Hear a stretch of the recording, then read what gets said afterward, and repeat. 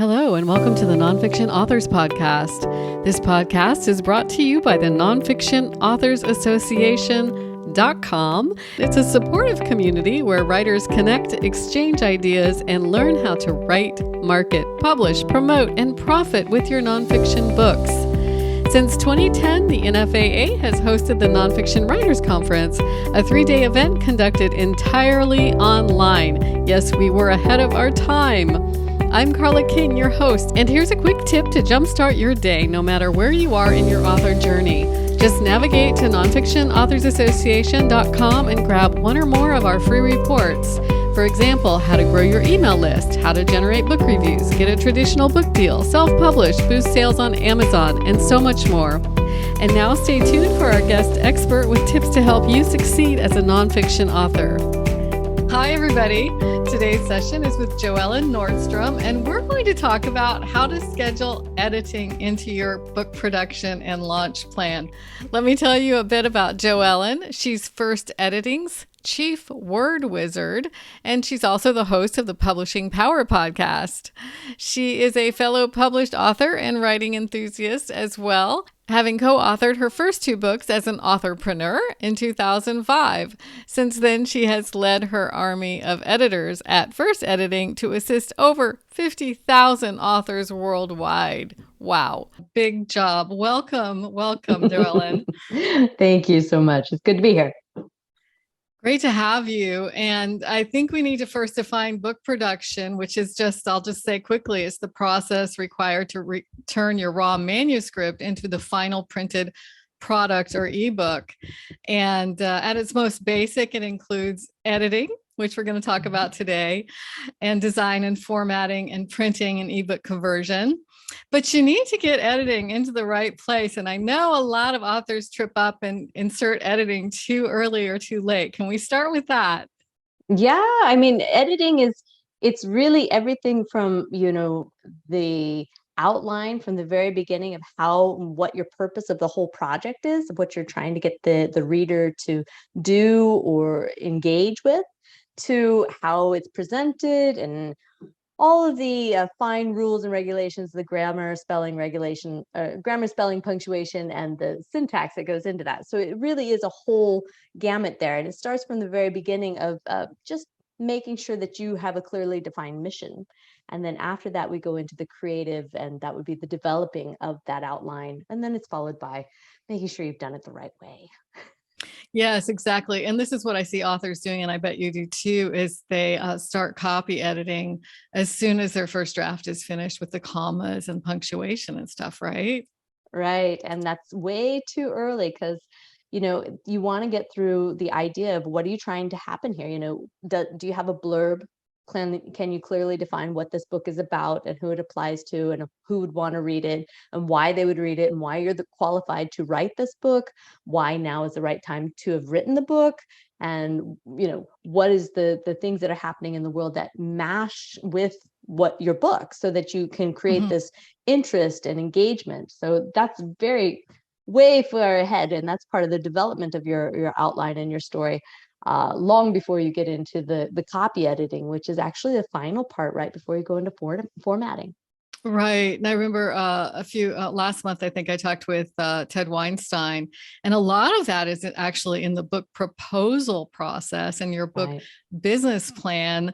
You don't want to tinker too much with what you think is the final product until you prove that you actually have a concept that will sell. So how can an editor, why don't we start with that? How can an editor help you with that development of the manuscript to make it a success? Well, we have we work with book coaches, and that's, checking through all of those stages of, who is your audience? Why are you qualified to write this? What is your purpose of this book? What do you want people to do? How do you want them to engage? All those different steps. So that is really kind of the same questions that they're going to be asking, when you make this proposal. Okay, this is who I am. This is what I'm doing. Well, do they care? And if they don't care, you're really not going to publish with them. So it's really getting that all outlined and done. And an editor can walk you through the process, because you may have something very important to say. And nonfiction is normally motivational, inspirational, or educational are the main 3 areas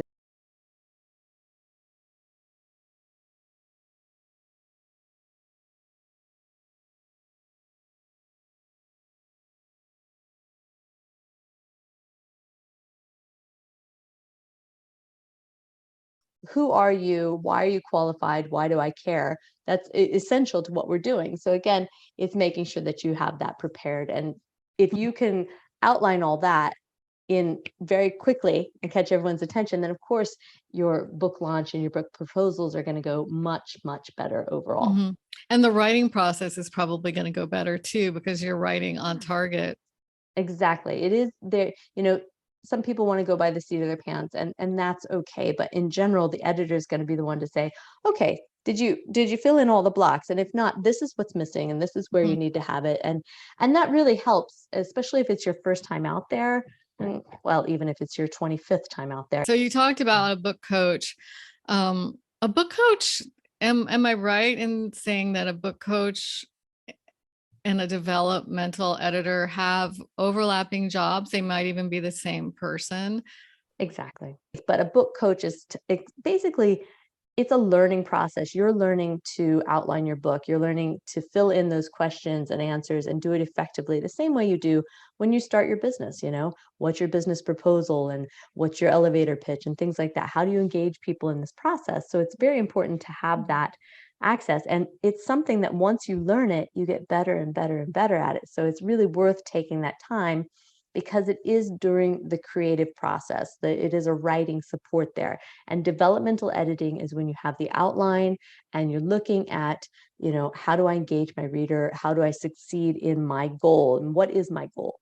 And then you go on to the copy editing, which has several different stages of it. It's anything from content, line, and copy editing, but we can go into that a little bit deeper. Yeah. So we're focusing on scheduling today. And I think it's really important to know, who you have to schedule in, not only maybe your marketing support, but all of your different editors and your writing group and your beta reading, the beta team, your street team, and all of that.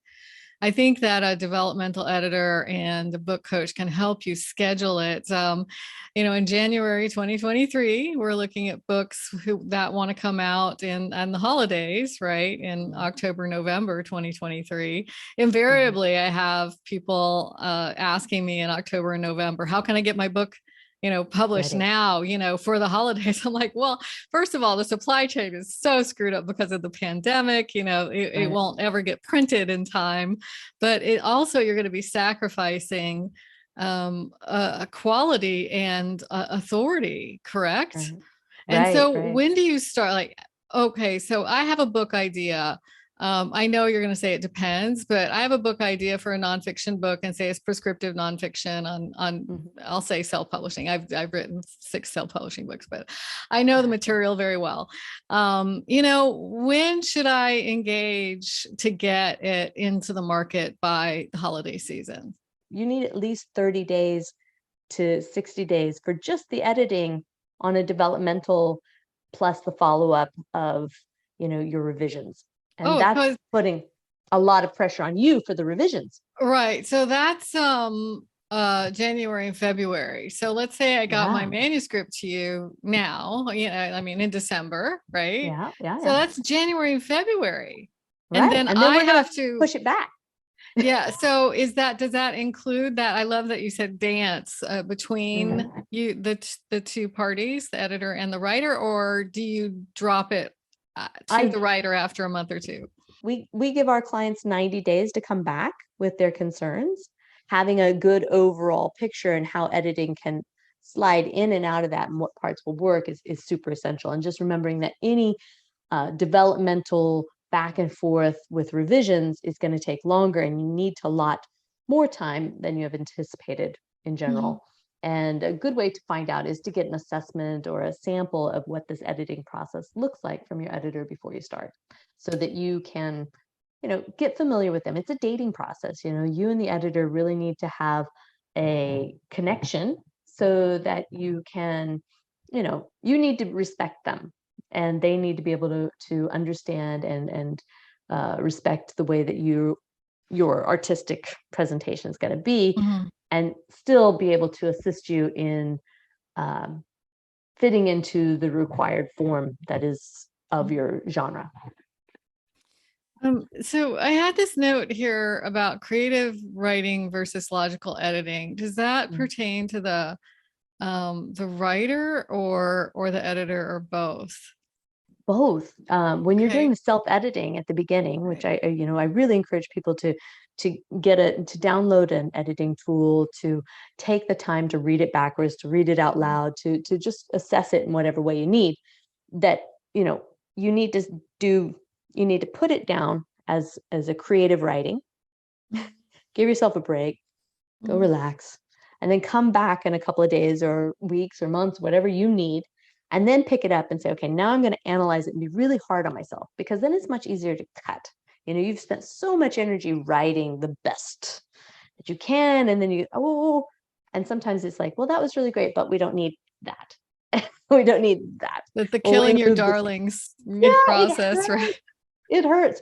But when you're in the logical questioning and thinking stage, when you're doing just editing, you're evaluating it from, you know, clarity and presentation Mhm. and flow, right? So Right. keep you on You've task. mentioned a few editors here. So how many editors do I need? The a good editor or editing company will assess your manuscript and say, okay, these are your strengths, these are your weaknesses, this is the level of editing you need. But if we were going to cover the overall, you know, if you had an unlimited budget and an unlimited amount of time and you just wanted the best in the world, you would start with the developmental edit, which is the high, over the top, your creative writing support. You know, when we answer the question, is it any good? Mhm. If you're asking yourself, is it any good, then you're still in the creative outline. When you move from that question saying, okay, I have a strong presentation here, I know what I'm doing, why I'm doing it, who I am, who it applies to, you know, you can do that whole pitch right there. Then you're moving on to, is it ready? And is it ready means, you know, does it have typos, or, you know, we're getting into the syntax, grammar, spelling, Mhm. punctuation, the laws of presentation, the flow, the voice, the, you know, if you've quoted somebody or citations there, have you represented that all correctly? So then you're moving into a content edit, which is looking at it from the overall structural presentation and making sure that it follows all those things. Line is where we go literally line by line, each sentence. Okay, that one, good sentence. Moves on to the next one, good sentence. Good, you know, and this paragraph flows to this paragraph, and you have your scenes marked out and all of that. And this is all the preparation before what everyone talks about, which is copy editing. And copy editing is literally the last edit before formatting. It is the person who comes in and says, right, wrong. They're just checking the, you know, if you think of that old red pen, they're just going wrong, correct, right. But they're not giving you a lot of feedback. Copy editors just telling you, oh, found it, missed it, blah, blah, blah. After you complete your copy editing, then you're moving into your formatting. You need to have a proofread, and the proofread is, especially in today's technical world, it's where we are looking to see what went wrong. What went wrong? How did the file basically eat a paragraph, or eliminate a page, or just, you know, did you have a graphic and suddenly it's sitting on top of all your words and you can't see it? Exactly. And I know many authors go right from formatting, like if they're publishing just in Word, Yeah. or they've hired a designer to format and design the book and InDesign, the interior, and they go right to printing. But what you need is a proof. So in your launch plan, you need time for a proof. And Mm. I always like to print 5 proofs. You know, I get them, they're easy on Amazon, and give them to my mom, who's great, you know, and, Hey, as mom. well. Yeah, as well as a professional, but, and maybe one of my super fans, who's the Yeah, super fan writing group absolutely. member, who is always the one who's putting in the commas, even in the Mm. idea stage. Yeah. They're really good at it. But I agree. I've seen so many errors that could have been fixed in that proofread. So we have to remember where these words came from. There used to be, before, the digital world that we're in now, is we used to get a proof of our book, Yeah, a proof exactly. copy, and it had crop marks on it and all of that. And Mm. It that's was what we great. did. You can lose a lot of money that could have been saved by just having a proofreader. And, you Mhm. know, I don't want to mislead people. Editing is expensive. It's really one of the largest things you need to budget for. But the proofreader is the most affordable one. It is. And it's silly to just throw this away. I mean, to be a developmental editor, you're looking at people who've worked in the publishing houses. They know your genre, they know all these different things. And line editors, they're vetted and certified and trained specifically for what they're doing. Proofreading is, you can go online and take a class. It's very good to trust your mother or somebody else with it. It's totally fine, but just don't skip it, whatever you do. And and I also recommend, if you're going through these different levels, sometimes it's good to mix it up with the editors, because if you've got, your developmental editor they know the story so well that they're going to be just like you. They're not going to see the mistakes. They're going to skim. Yeah. I've seen that before. It happens, and it's just human. We can't seem to stop it. So, switching to a different editor at that moment, and letting them, figure out, oh, okay, and starting with the clear, because you will inevitably always have one question. I didn't get this. What was that? And that could be so essential to your whole presentation if you omit it. We tend to slip over, especially in nonfiction, slang, and not slang, but standard industry jargon that it just, you think everybody knows it. They have no idea what you're talking about. You need to tell them. So exactly. It's very helpful. Oh, and I know you're in favor of the electronic tools. In fact, you work with Fictionary, which is super interesting. Also, as a tool for memoirists, I often recommend. That program. Do you want to talk about when to use that kind of editing tool? Sure. And any editing tool or writing tools, I think there's so many out there that you need to, decide what works for you. And most of them, these apps or tools or software, they offer, a freemium, so you can start and try it, and then you upgrade, and it's worth it if you use it.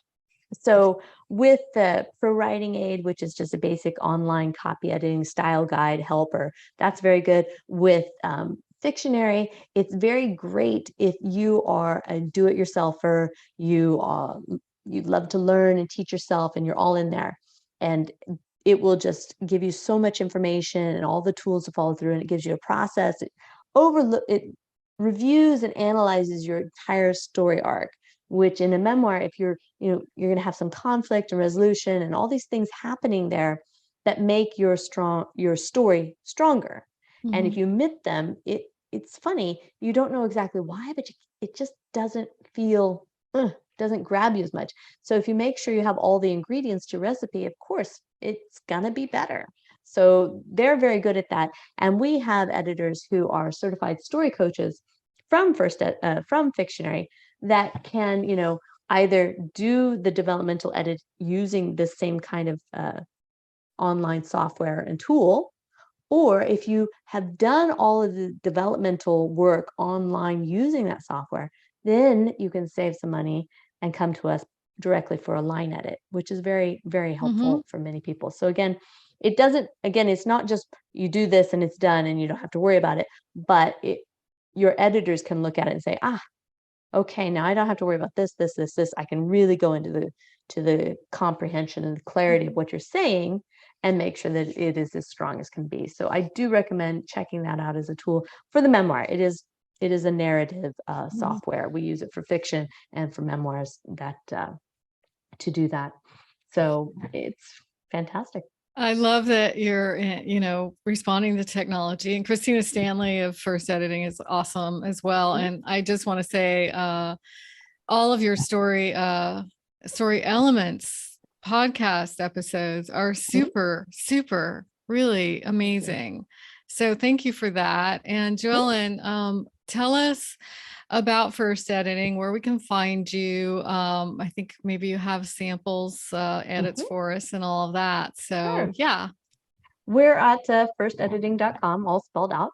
And you can get a free sample, which is what I recommend when you're looking to hire an editor, be it with us or anybody else. There's certain things you need to look for. And that should be, they should have a nice list of every book they've worked on and testimonials from those. And, basically the same as you hiring anybody else. You should go through the proper procedure of finding out what's their experience and has it been successful, and are they vetted and trained in what you're doing?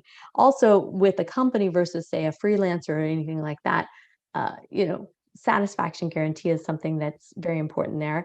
And then getting the sample. The sample is basically that first date to see, is this a match or not? You send 10,000 words to us, we pick out some, and we send you back a couple pages showing you exactly, okay, this is an assessment of your writing. This is what you're doing right. This is where you're struggling. This is what we recommend. And then we're going to tell you which level of editing. So that takes away all of the decision making for yourself, because they can say, all right, you need a line edit. And you're saying, but I'm ready for a copy edit. Well, no, not if you really need that line edit. Do you want to, if they say you need a line edit and you say, well, I want a developmental, that's fine. You can always upgrade yourself, but you can't really go less, because it will be a disservice to yourself and to us.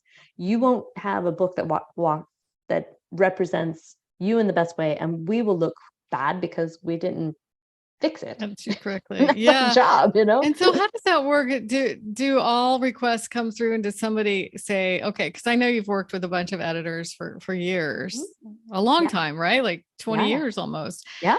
And so do you get the request and assign an editor, or figure out which editor will be the best for that we have an author? We have a system that basically brings them in, and we're looking at your instructions and your needs and what genre you're in, and different things like that. We're matching with who we have on staff that can fix that. We have many clients who come to us, and like I said, the budget is always there, but if it takes longer, that's okay.